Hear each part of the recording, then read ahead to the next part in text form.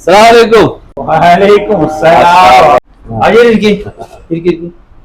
എന്തൊക്കെയായി നിങ്ങളെ കൊട്ടേഷന്റെ പേപ്പേഴ്സ്? എന്ത് പറയാനാ പപ്പ, ഒന്നും നടക്കും തോന്നില്ല. അതന്നെ ഹാജർ എല്ലാരും സ്ഥിതി. എല്ലാരും ഉണ്ടല്ലോ. അൻവറ ഈ മാസം എടുക്കണ്ടേ? ഡേറ്റ് ഇപ്പൊ 30-ാം തീയതി. അത് ഞാൻ മറന്നല്ലോ റഷ്യാക്ക. എല്ലാ മാസം ദുബായ് ടിക്കറ്റ് എടുക്കാൻ ഒരു പൊറുതിയാടാ. അൻവറ റഷീദേ, എന്റെ പേര് മറക്കണ്ടാ. നിങ്ങളെങ്ങനെ മറക്കും ഹാജരെ? നിങ്ങൾ സ്ഥിര ആളല്ലേ. ബാപ്പോജിന്റെ ഷെയറോടാണ് ദുബായ് ടിക്കറ്റ്. ഏത് ദുബായ് ടിക്കറ്റോ? ഇരിക്കോ. അല്ല ബാബാജി, നിങ്ങൾക്ക് ഇതിന്റെ വല്ല ആവശ്യമുണ്ടോ? ഏതാണ് സാധാരണ ഇവരെ കൂടെ കൂടിക്കാണ്ട് ദുബായ് ടിക്കറ്റ് എടുക്കണേൽ നിങ്ങൾ ഷെയർ കൊടുക്കേണ്ട വല്ല ആവശ്യമുണ്ട്? നിങ്ങൾക്ക് നാട്ടില് കണ്ടമാന ഏക്കറുകൾ സ്ഥലമുണ്ട്, 2 ബസ് ഓടുണ്ട്, ഗൾഫില് സൂപ്പർ മാർക്കറ്റ് ഉണ്ട്.